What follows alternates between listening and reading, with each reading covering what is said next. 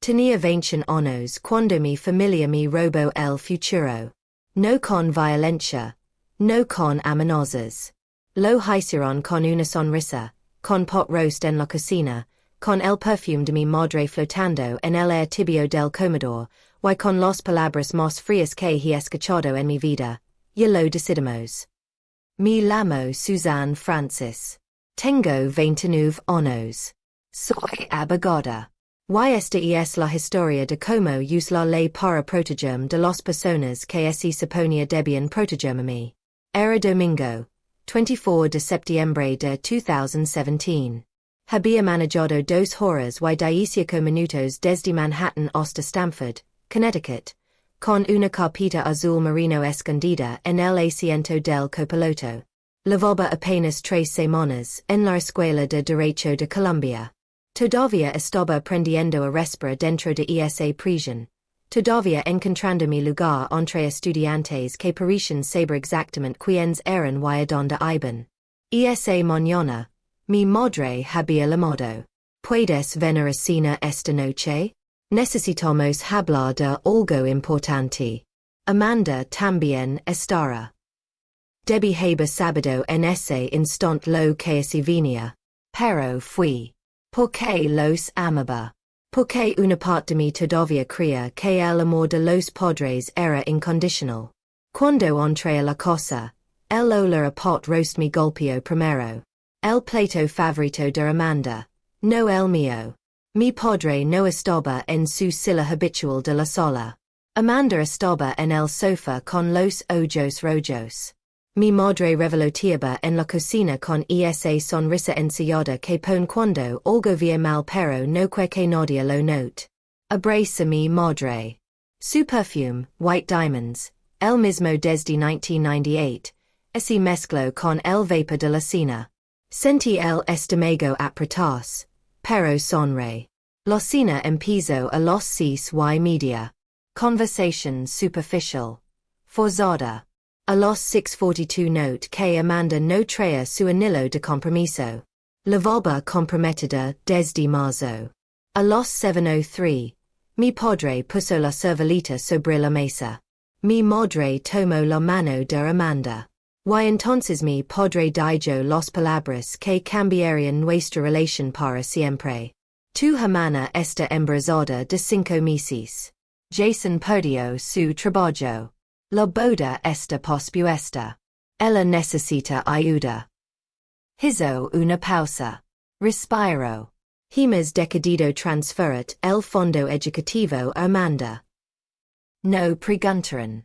Decidieron. El fondo que mi abuela había dejado. $92,000. Mi madre entró de inmediato con la justificación. Venía rápido. Ensayada. Perfecta. Carino, tú siempre has sido tan capaz, tan independiente. Amanda no puede trabajar ahora. Está embarazada. Pero tú tienes options. Puedes trabajar medio tiempo. Pedir préstamos federales. Eso forma el carácter. Esto es lo que hace una familia. Amanda la roba. Lo siento mucho, Susie. No quería pedirlo. Pero no rechazó el dinero. Solo se disculpó por tomarlo. Pense en cada momento anterior. El accidente de Amanda cuando yo tenía 9 años. $6,200 de mi cuenta. Su semestre universitario que nunca terminó. $18,600. El deposito de su boda que desapareció. $8,500. Cada vez. Cada maldita vez. Amanda necesita ayuda. Suzanne puede manejarlo. Mi pies de pie. No levant la voz. No discuti. Dije una sola palabra. Bien. Se quedaron paralizados. Habían preparado argumentos para una batalla. Mi madre empezó a hablar. Oh, Carino, gracias por entender. La interrumpí con suavidad. ¿Puedo retirarme? Tengo lecturas para mañana. Amanda dijo. Gracias, Susie. Te lo pagar algún día. Lo prometo. No rispondi. Mi madre esi levanto y mi abrazo. Un abrazo real cálido, como todos los abrazos que nos habíamos dado siempre. Mi susurro al oído. Te quiero, cariño. Y yo le dije. Yo también te quiero, mama. Y lo decía en serios. Los amaba. Los sigo amando. Pero el amor y los límites no son incompatibles. Subí esos 14 escalones de madera lentamente. Cada uno crujía bajo mi peso como siempre había crujido. Desde que era niña. La cosa olía a pot roast y a tarta de manzana. Olores que antes significaban seguridad. Esa noche me parecieron una trampa. Mi once en mi cuarto. El clic del seguro resonó más fuerte de lo que debería.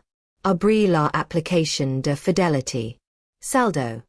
$92,315.83. Le susurro al cuarto vocio. Esto es mío. Por primera vez en mi vida. Esas palabras se sienten verdaderas. No solo legalmente. Emocionalmente. La primera alerta llegó a las 8:56. Mi teléfono vibró contra mi muslo como una advertencia. La abrí de inmediato. Intento de acceso no autorizado. Dispositivo. PC con Windows. No reconocido. Ubication, Stamford, Connecticut IP. 192.168.1.105. Esa era la red doméstica. El escritorio de mi padre en el estudio. A 3 metros por debajo de mí. Escuch el teclado a través del piso. Lento al principio. Confiado. Luego más rápido. Frustrado. Mi padre murmuró algo que no alcanza a entender. La voz de mi madre flotó hacia arriba. ¿Qué pasa, Vincent? Nada. La contraseña no funciona. Sonreí en la oscuridad. Una sonrisa pequeña. Apretada. Satisfecha. Segunda alerta a las 8:57. Intento de acceso fallido número 2. Contraseña incorrecta. Intentos restantes. 1. El tecleo se detuvo. Silencio. La silla raspó el piso. Pasos. Pesados. Dirigiéndose hacia las escaleras. Mi pulso se disparó. Pero mi quid quieta. Conti sus pasos. 1, 2, 3. Se detuvo a mitad de la escalera. Luego la voz de mi madre. Más aguda ahora. Vincent. ¿Qué estás haciendo? No respondió. El sonido del teclado comenzó de nuevo abajo. Más lento. Deliberado. A las 8:59 y 28 segundos. Llegó la alerta final. Bloqueo de seguridad activado. Acceso a la cuenta restringido por 24 horas. 12 segundos de silencio total. Luego la voz de mi padre, diferente. Fría. ¿Qué significa esto? ¿Qué dice que estoy bloqueado? Los escuch marcar al servicio al cliente de Fidelity.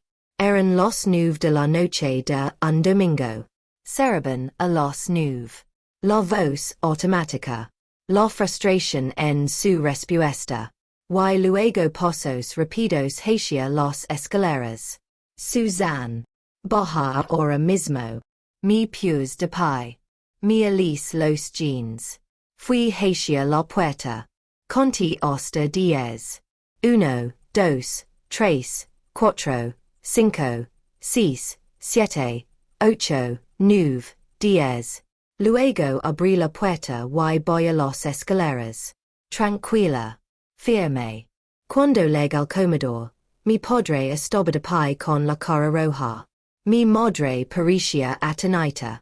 Amanda estaba congelada en el umbral. La pantalla del computador de mi padre brillaba. Cuenta bloqueada. ¿Qué hiciste?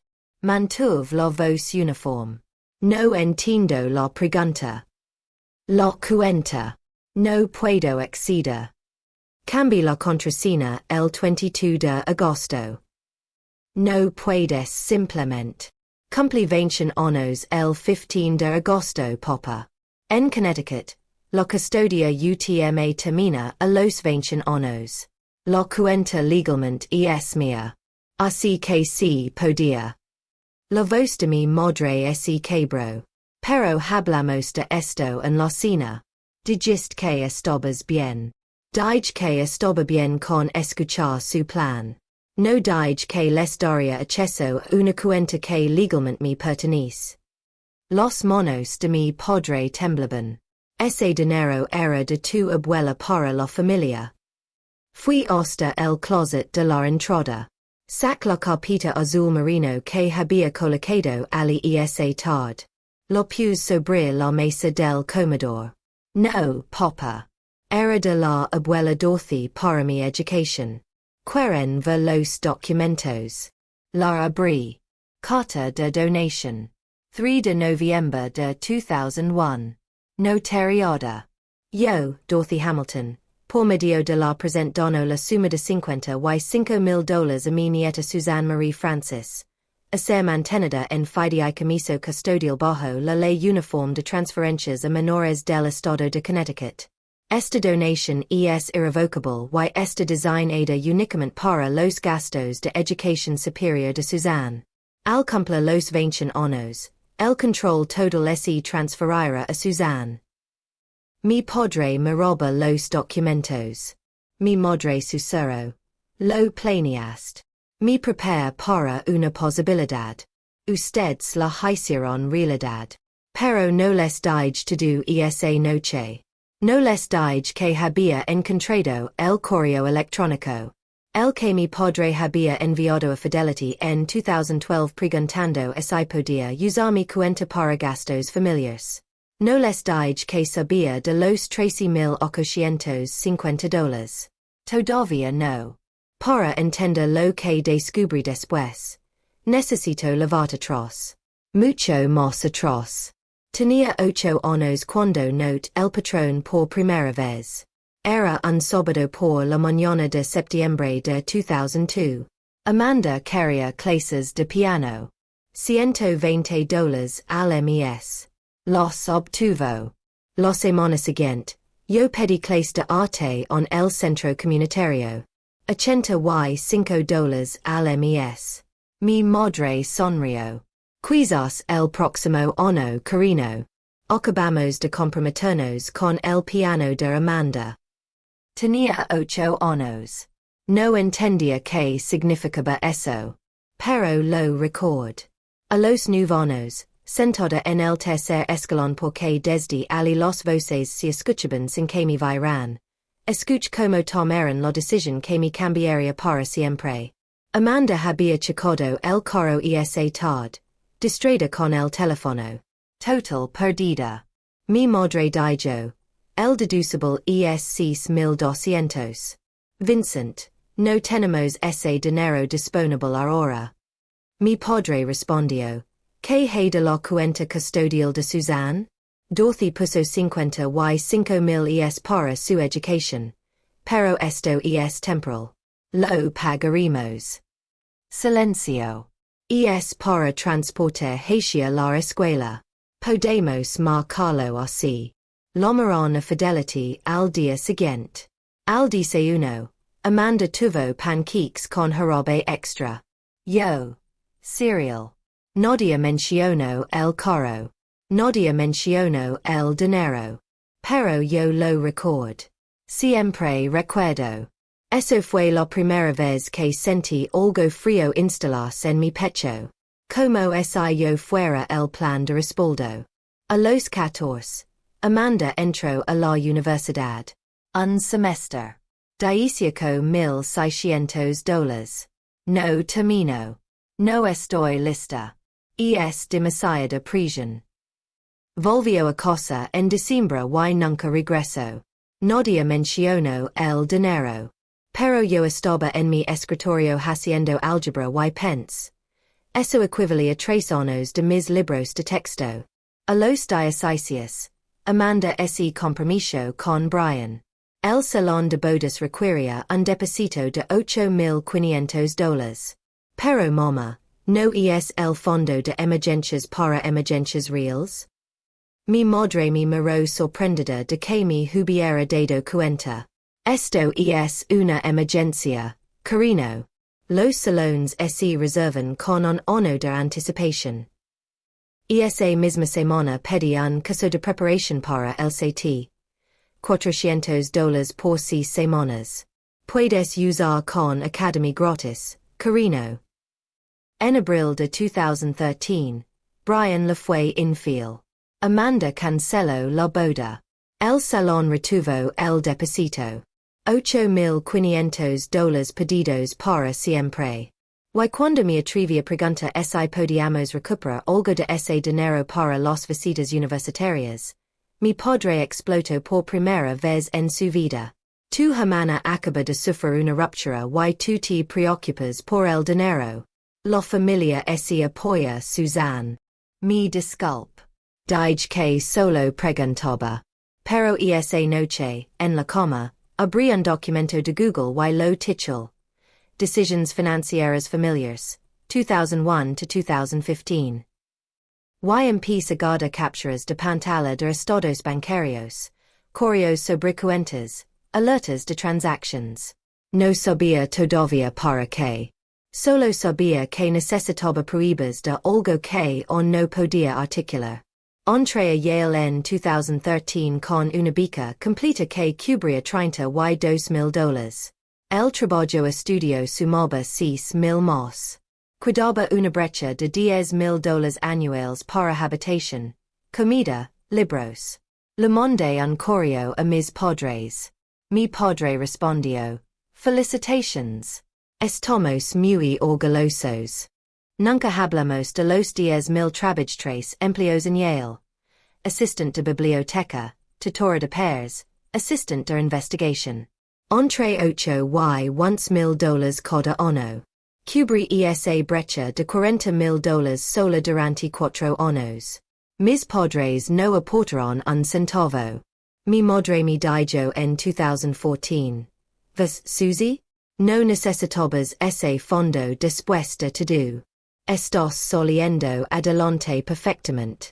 Estaba trabajando 25 horas semanales además de mis clases. Pero tenía razón. Estaba bien porque no tenía otra opción. En el último año de Yale, empecé a cruzar los retiros de la cuenta contra la publicación 970 del IRS. Cada memo que usaron, beneficiario, transporte, gastos médicos, materiales educativos, era técnicamente una distribución gravable si no era para mi beneficio directo. Penalidad de hasta el 10% más impuestos atrasados. Imprimí esa página, la subrayé, la archive en la parte trasera de la carpeta. Nunca la mostré a nadie. Todavía no. Pero sabía que si alguna vez me presionaban, tenía la opción nuclear. El 18 de enero de 2018. Lego el archivo de Fidelity. 58 páginas. Los imprimí todas. Mi estudio en Harlem era diminuto, 300 pies cuadrados, una ventana frente a un ducto de air. La luz fluorescente del techo zumbaba como una mosca atrapada. Despite el piso y dispuse las páginas una por una en una cuadrícula. El depósito original. $55,000 de Dorothy Hamilton. 3 de noviembre de 2001. Luego los retiros. 3 de marzo de 2009. $2,850. Memo. Gastos médicos del beneficiario. Tenía 14 años ese año. Ningún trabajo dental. Ninguna visita al médico. Nada. 9 de julio de 2012. $4,800. Memo. Materials educativos. Beneficiario. Ese verano antes de mi último año de preparatoria, estaba comprando libros de texto usados por $300 en total. El memo era una mentira. Cada uno era una mentira. Y entonces leg a la página 34. La cadena de correos de Vincent Francis a Fidelity. UTMA support. 28 de junio de 2012. Puedo retirar de la UTMA para gastos familiares? El beneficiario se beneficiaria indirectamente de la estabilidad familiar. Respuesta de Fidelity al día siguiente. Los custodios solo pueden usar fondos para el beneficio directo del beneficiario.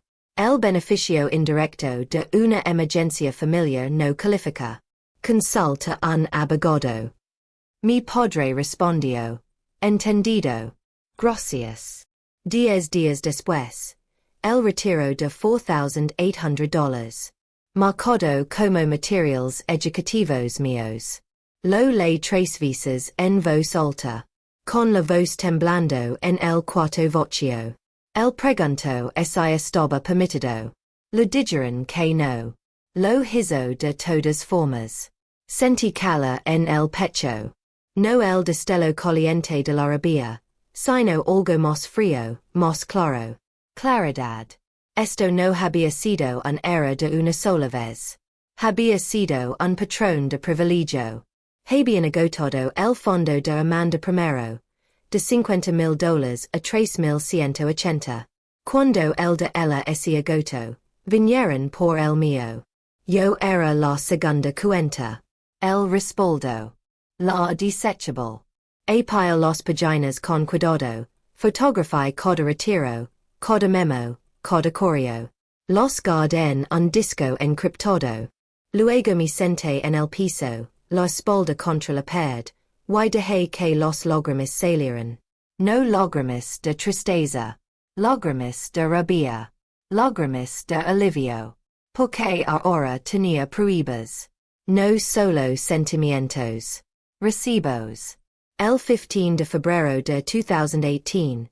Nació Emma Rose Francis. 7 libras. 3 onzas. Mi madre me envió un mensaje a las 11:43 de la mañana. Yo lego. Saludable. Hermosa. Puedes venir.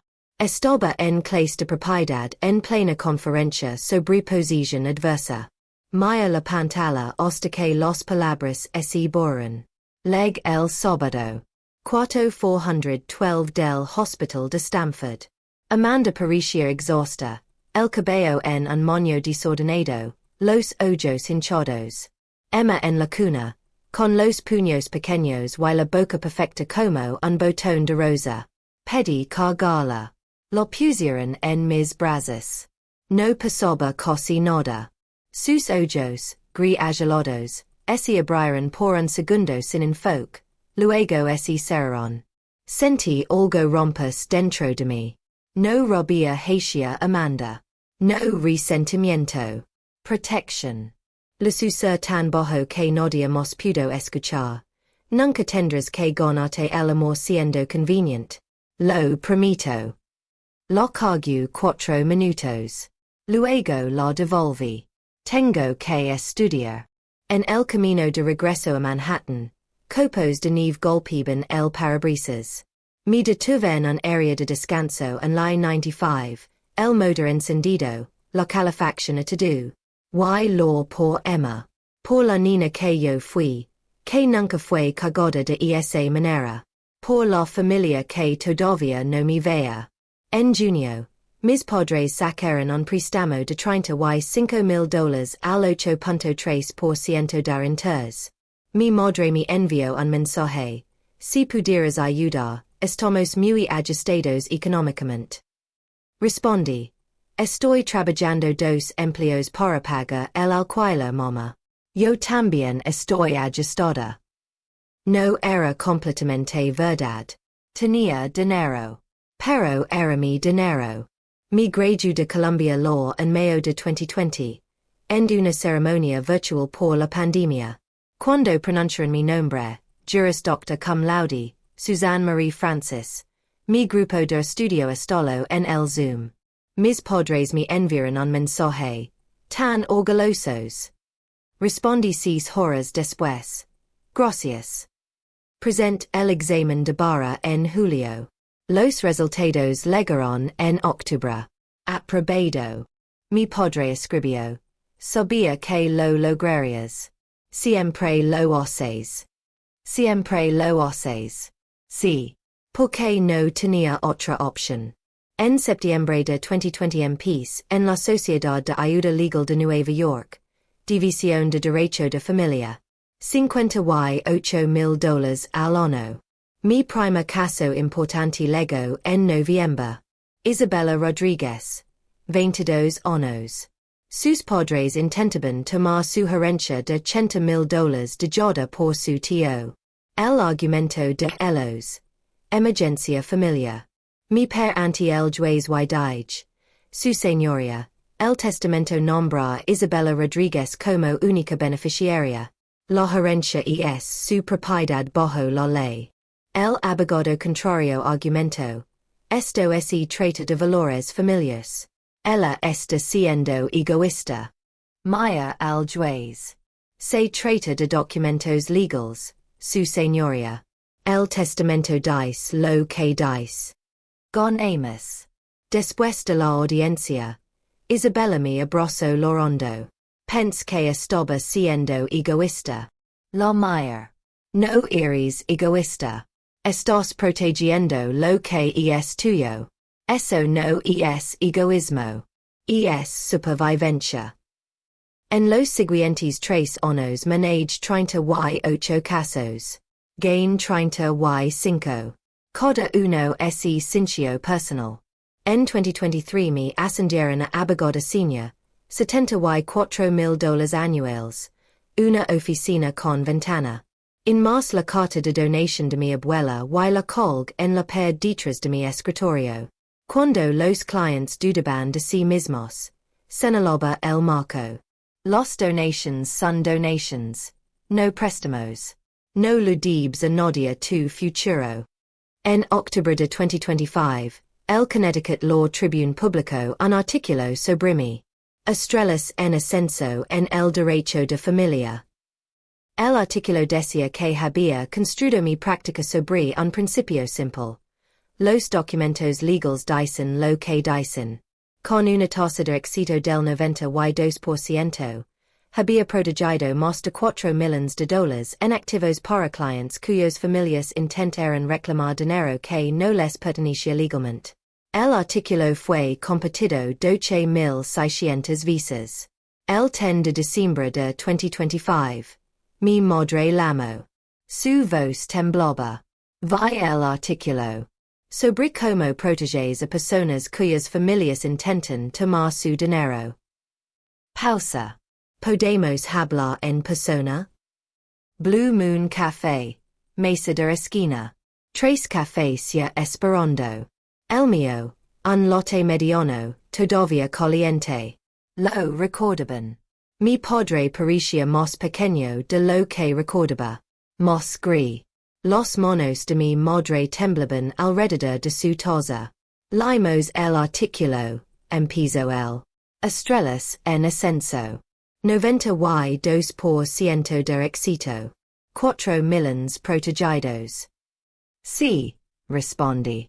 Ayudas a personas cuyas familias intentan tomar su dinero. Dijo mi madre. Como nosotros intentamos tomar el tuyo. Las palabras quedaron suspendidas. Primera vez en 8 años que alguno de los dos lo decía en voz alta. Mi padre hacía claro la garganta.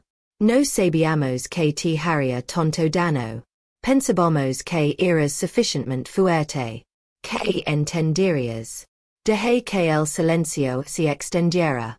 Luego habló. Si era suficientemente fuerte, papá. Ese es el problema. Era suficientemente fuerte para ver exactamente lo que estaban haciendo. Suficientemente fuerte para cambiar la contraseña 5 semanas antes de que me lo pidieran. Sufficientemente fuerte para imprimir el estatuto y la carta de donación y llevar la carpeta a la cena. Sufficientemente fuerte para alejarme y construir una vida sin esperar su aprobación. Mi madre empezó a llorar suavemente. Estábamos desesperados. Amanda estaba embarazada. Jason perdió su trabajo. No teníamos ahorros. Tenian Ajoros. Los gastron en el carro de Amanda en 2005, en su medio semestre en la universidad, en el depósito de su boda en 2012. Luego vinieron por los míos.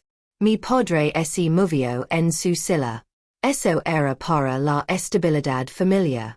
Tu te beneficiabas indirectamente. Saca el teléfono.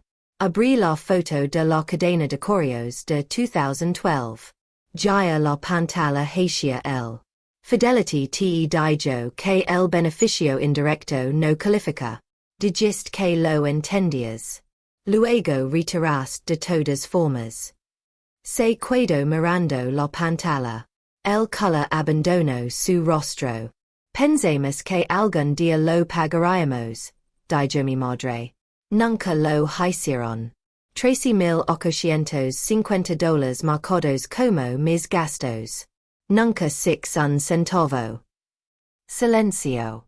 Entonces la puerta del café se abrió. El air frío de diciembre entró de golpe. Amanda caminó adentro. Emma en la cadera. Emma tenía 7 años ahora, con trenzas, abrigo de invierno con copos de nieve. Amanda se veía cansada pero decidida. Se sentó en nuestra mesa sin pedir permiso. Emma se quedó quieta, percibiendo la tensión. También le el articuló Susie. La voz de Amanda se quebró. Nunca supe lo de los 13,000. No hasta cuando mamá me lo dijo. Pensé que era solo el fondo grande. No sabía que papá había. La voz se le cortó. Lo siento. La Mayer. De verdad la Mayer. Ella también había envejecido. Líneas alrededor de los ojos. Manos ásperas de trabajar. No hiciste preguntas por qué no querías las respuestas, Amanda. Flinchó. Tienes razón. Mi padre intervino con la voz baja pero afilada. Esto es asunto de familia. Si sigues presionando esto públicamente, Suzanne, puede que tengamos que involucrar abogados. Difamación de carácter. Sonríe con calma. Saca el teléfono de nuevo. Abrí otro documento. Publication 970 del IRS. Section 5. Sobriedad. Cualquier retiro de una cuenta custodial que no se para el beneficio directo del beneficiario nombrado es un evento gravable. El custodio es responsable de las penalidades. 10% del monto retirado más impuestos atrasados desde el año del retiro. Calcul en voz alta. 2005. $6,200. Penalidad. $620 más 18 años de interés compuesto. 2009. $2,850. Penalidad. $285 más 13 años de interés. 2012. $4,800. Penalidad. $480 más interés. Levant la vista hacia mi padre. Estimación conservadora. Más de $4,000 en penalidades del IRS más impuestos atrasados si auditan los memos que archivaste. Mi padre se puso completamente pálido. Amanda susurró. Papá te podrían auditar. Mi madre se cubrió la boca con la mano. Por primera vez en 8 años. La mesa quedó en silencio absoluto. La verdad yo no estaba solo en mi carpeta. Estaba en el aire. Frente a Amanda. Frente a Emma. Mi padre habló finalmente. ¿Hay algo que podemos hacer ahora? Financieramente. No necesito su dinero. Gano $74,000 al año. Soy dueña de mi apartamento. Tengo ahorros. Estoy bien. Mi madre.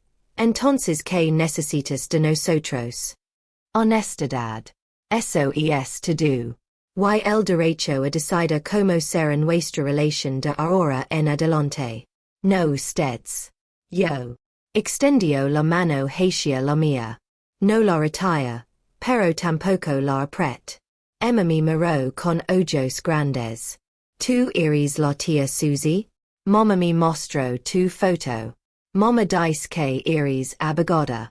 Eso es genial. Mi derati, solo por ella. Si, soy la tia Susie. Mi volvi hacia Amanda. Enviar tarjetas de cumpleaños. Quizás podemos almorzar juntas algún día. Solo nosotras, tú y Emma. Amanda Asincio. Lorondoya. Me gustaría mucho. Me podré lo intento una vez más. Pensamos que estamos protegiendo a la familia. Protegerán a Amanda. Me sacrificarán a mí. No es lo mismo. Mi madre susurro. Lo siento Suzanne. Te falamos. Los mira a ambos. Lo sé. Y sobreviví de todas formas. Me levant. Emma agitó la mano. Adiós, tia Susie. Le devolví el gesto. Adiós, Emma. Portate bien. Soli al frío de diciembre. Sin abrazar a mis padres. Sin lágrimas. Solo más ligera. La gente me pregunta si los perdón. Esa es la pregunta equivocada. El perdón implica que estaba esperando que lo merecieran. No estaba esperando. Estaba construyendo. Construyendo una vida donde su aprobación no importaba. Construyendo una carrera ayudando a otros a protegerse de las personas que se supondeben amar los más. Construyendo límites que no pueden ser culpabilizados ni arrancados con emoción. Pensaron que redistribuir mi futuro era una decisión familiar. No lo era. Era un robo. Un robo legal envuelto en amor. Justificado por emergencia. Pero robo al fin. Mi abuela dio ese dinero para mi educación. Lo use exactamente como ella lo destino.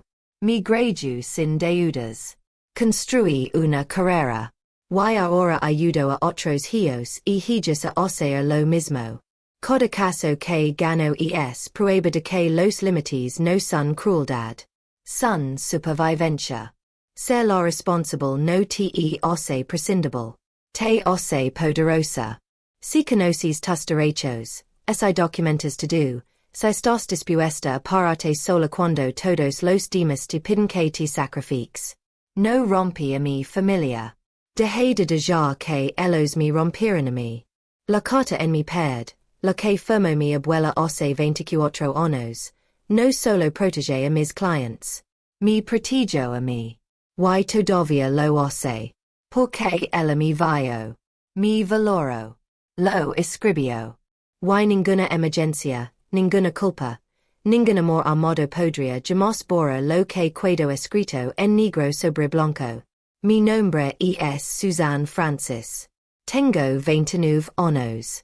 Construí mi vida sobre una base que no me podían quitar. Porque no los dejé.